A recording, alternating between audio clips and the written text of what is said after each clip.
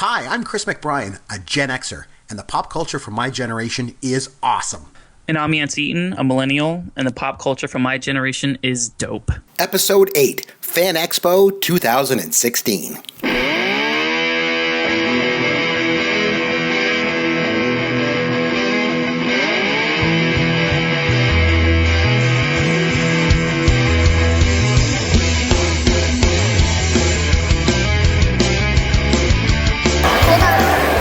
Hey, it's Chris McBrien here from Pop Goes Your World podcast. Believe it or not, I'm heading into my very first ever FanExpo, and let me tell you, it is something else. The lineups are super long. We're getting in line just to get a ticket for another ticket by the looks of things. And then once we get in there, we're going to be heading in to check out a lot of the vendors and stuff on this Thursday night.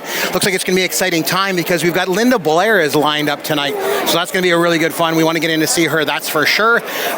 We're just getting shuffled off to another line here, so I'm going to be checking back with you throughout the day here. Throughout the weekend, actually, I'm going to make sure and keep you up to date on everything that we've got coming up and everything that I do.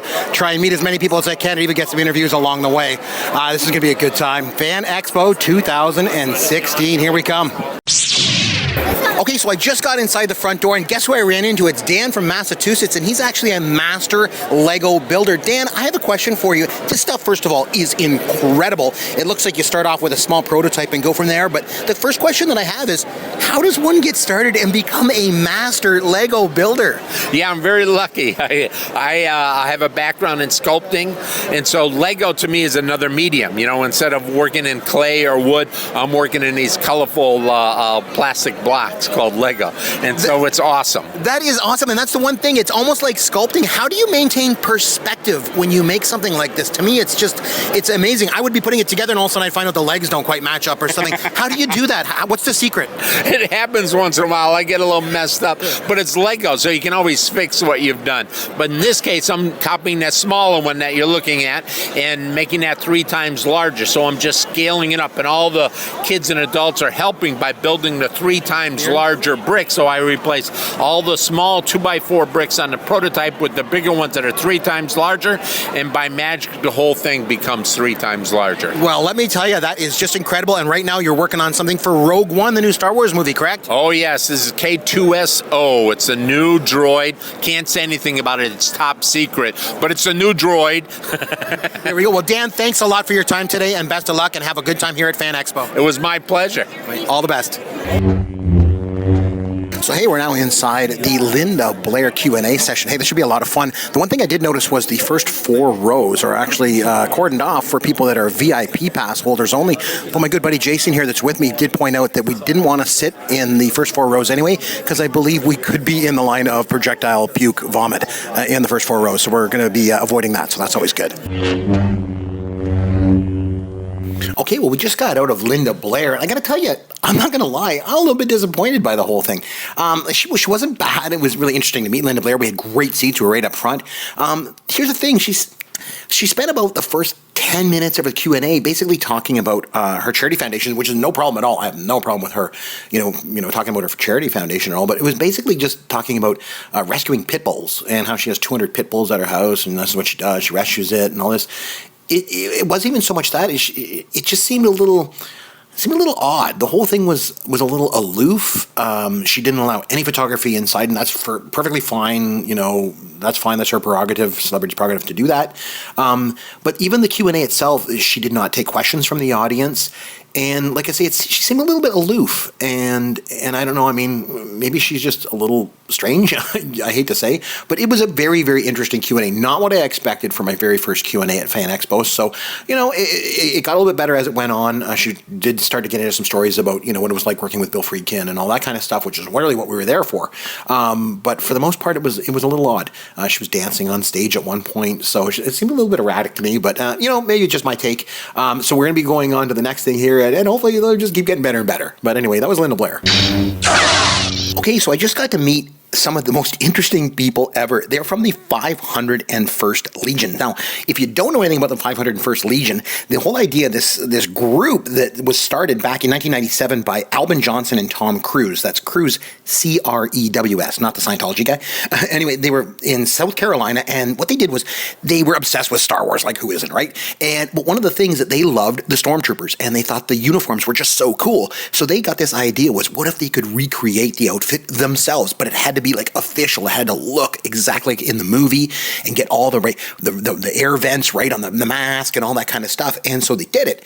And it became such an obsession with them that other people started to see and like, wow, how'd you make that stormtrooper costume? I want to do that too. And they started to grow other people into their group. And they admitted them into this group, and they called themselves the 501st Legion.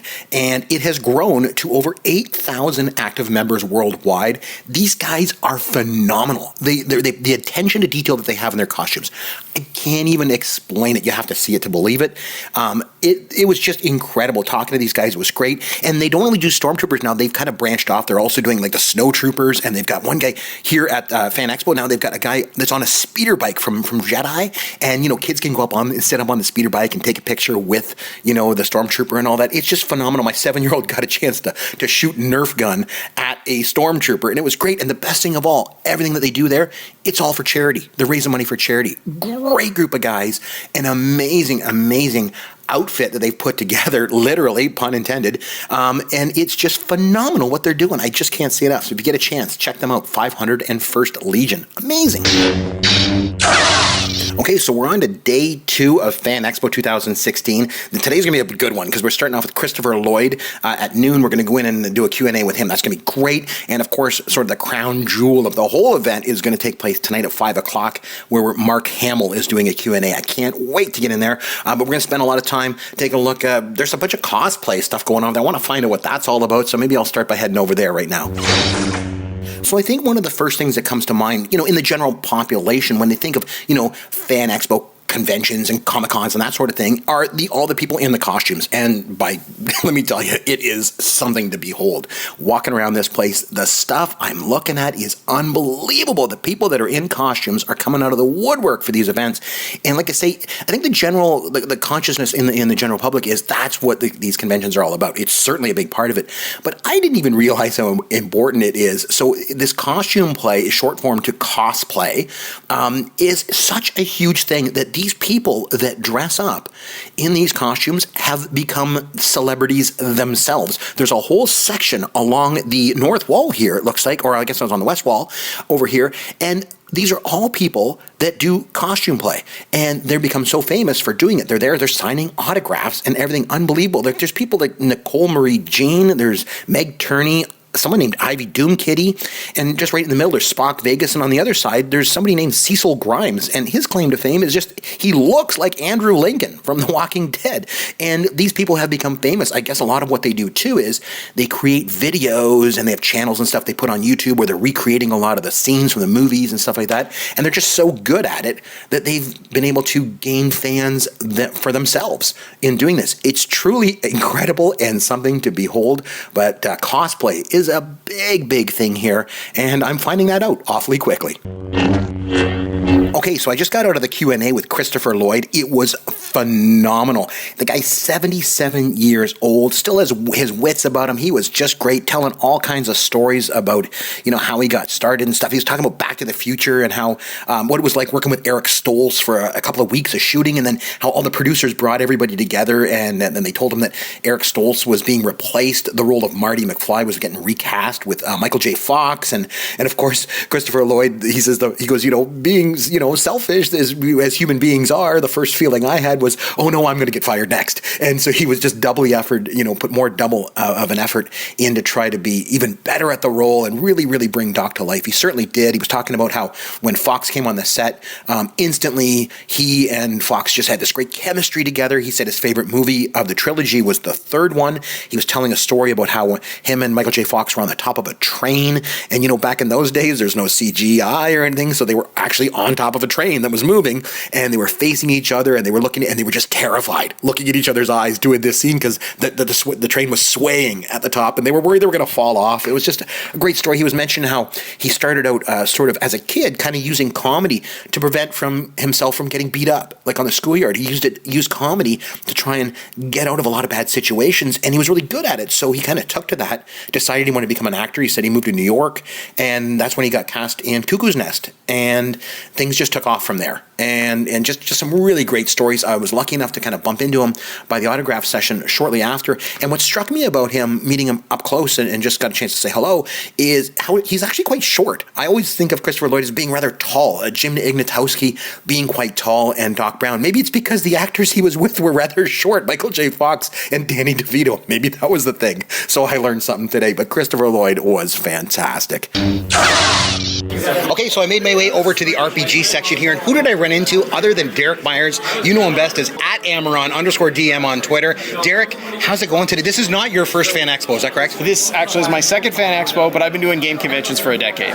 Awesome stuff. So is it a good turnout? How does this compare to other FanExpos and conventions that you've done in the past? This one's been great. The turnout for the games has been great. We've got a big special event going tomorrow night. We're already sold out for that, so it should be a great time. If it's anything like last year's, it'll be amazing. That's awesome. Well, I've known Derek for a long time, but we've never actually had the chance to play together. So do you think you're going to be able to rope me in while I'm here? I'd love to try, but we'll see what we can do for you. This isn't necessarily the best place for a fresh beginner, but we'll see what we can do for you. Yeah, probably not. I would probably get schooled big time. Anyway, Derek, thanks for taking the time to meet us. Again, you can get him on Twitter @Amaron_DM on Twitter. Make sure you reach out to Derek. Back to the show.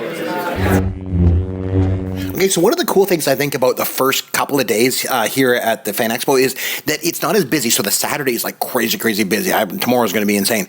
But for right now, yesterday and today's Friday, it's not as busy, and it's been really great. It's a little bit more intimate of a setting here, if you could say that. There's still thousands of people, but getting in and out of places is a lot easier, and getting access to some of the celebrities has been very easy, actually. So funny enough, I was walking along here, and my son he's 7 years old. He's with me, and he had to use the bathroom. So I talked to security, and they're like, yeah, come on back here. It was kind of like backstage, kind of where the celebrities are. So I'm waiting for him. He goes in. And I'm a big fan of The Walking Dead, right? So I just turn around, and there's Scott Wilson right in front of me. I'm like, hey, Herschel, how's it going? And so that was really cool. He was signing autographs. He was just coming backstage, so I got a chance to say hello to him.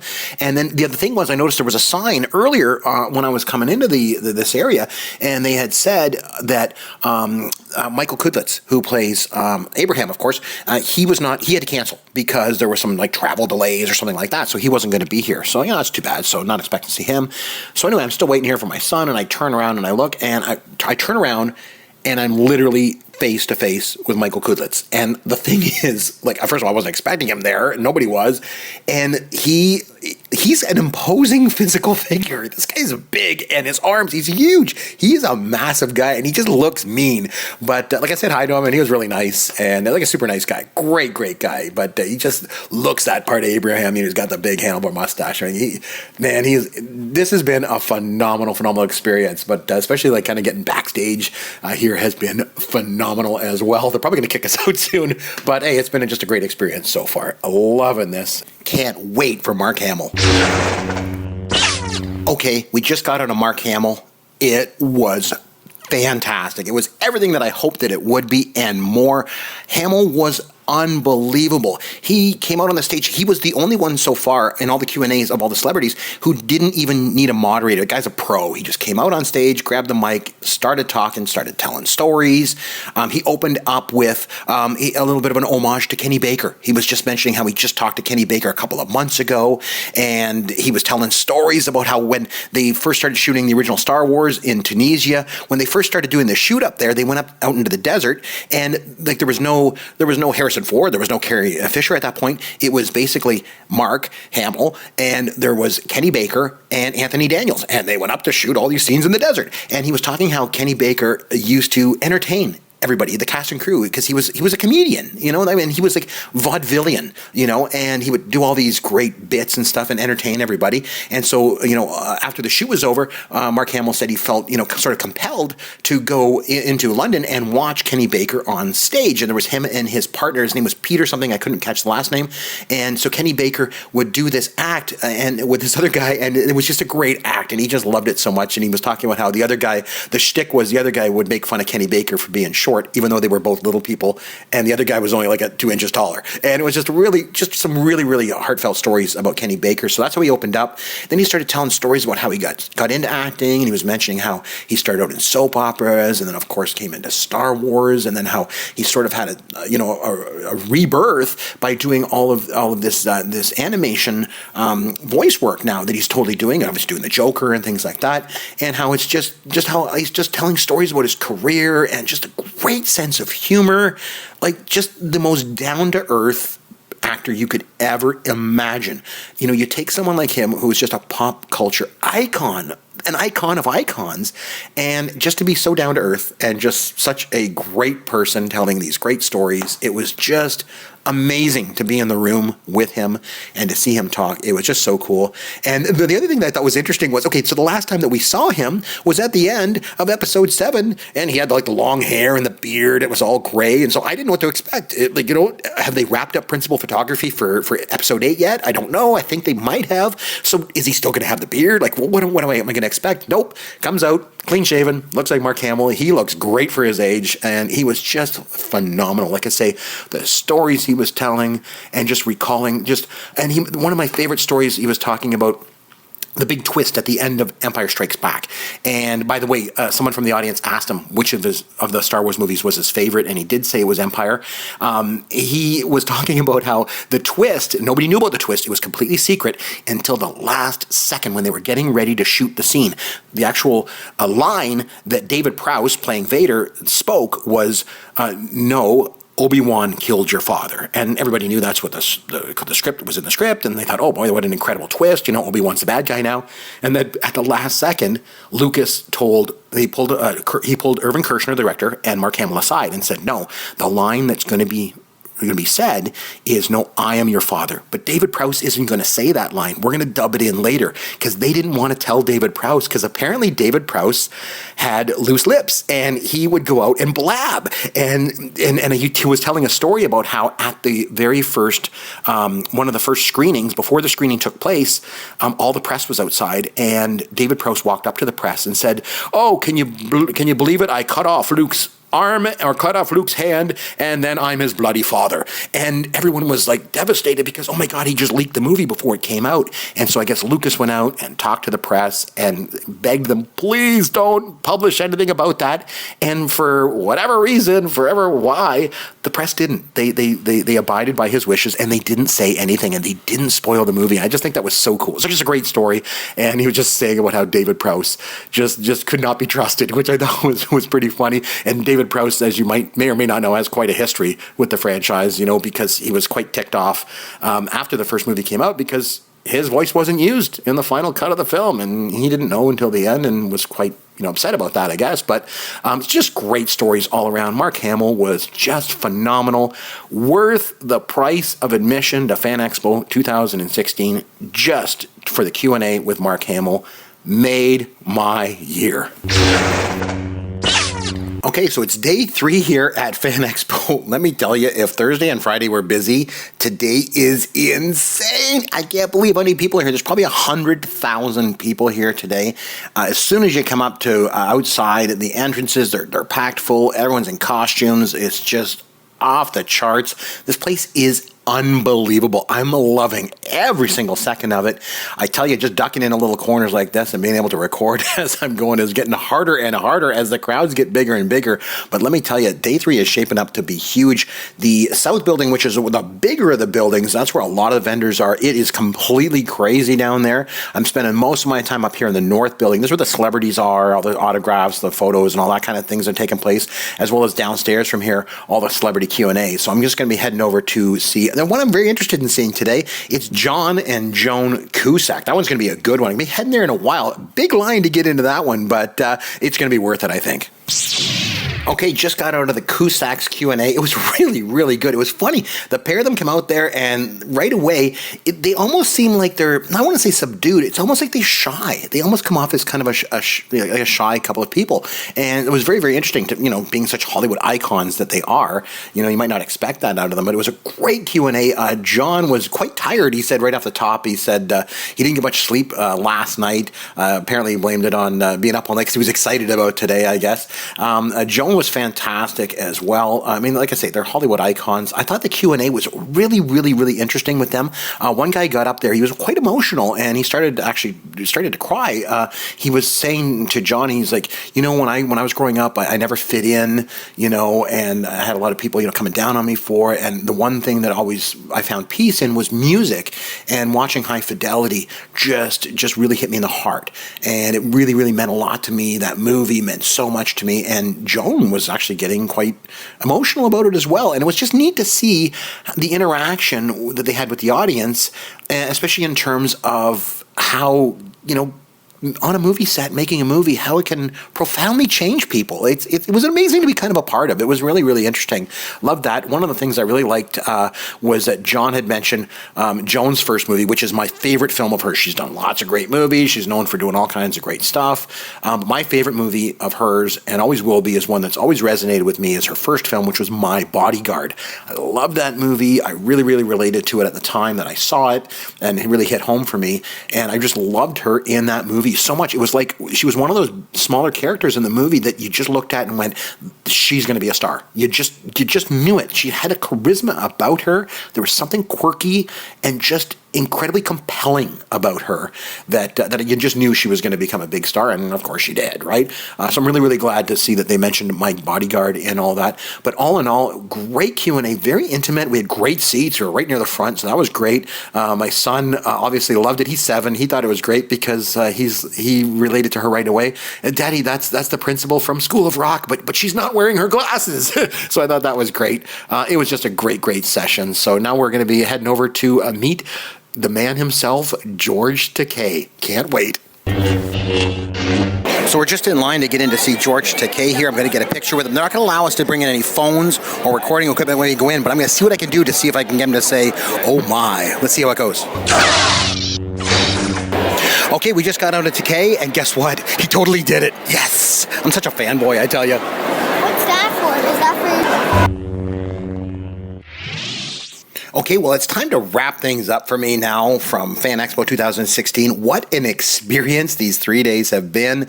Unbelievable. Like I say, got a chance to do a Q&A with Linda Blair. There was Christopher Lloyd, and of course Mark Hamill was great. The Cusacks were phenomenal. Meeting George Takei, wonderful. Obviously, we love him here on the podcast. We know that. Just a great experience all around. Lots of vendors, lots of good stuff going on. If you are a pop culture fan like I am, this is the place to be. No two ways about it. Even if you like anything from gaming to comics to sci-fi to horror, any of that stuff, it's all here. It's all wrapped up into one. It's amazing. Had a great time. I even bought my wife a Game of Thrones t-shirt. So who knows? Maybe she'll even let me come back next year. Anyway, make sure and join myself and Yancey next week. We're going to be back in the studio with another episode. This time, we're going to be taking a look at the 1990s. Until then, goodbye. Thank you for listening to the Pop Goes Your World podcast. Continue the conversation on Twitter at @CMcBrien or @Yancey Eaton. Please consider leaving a review for the podcast on iTunes or wherever you download and listen to the show.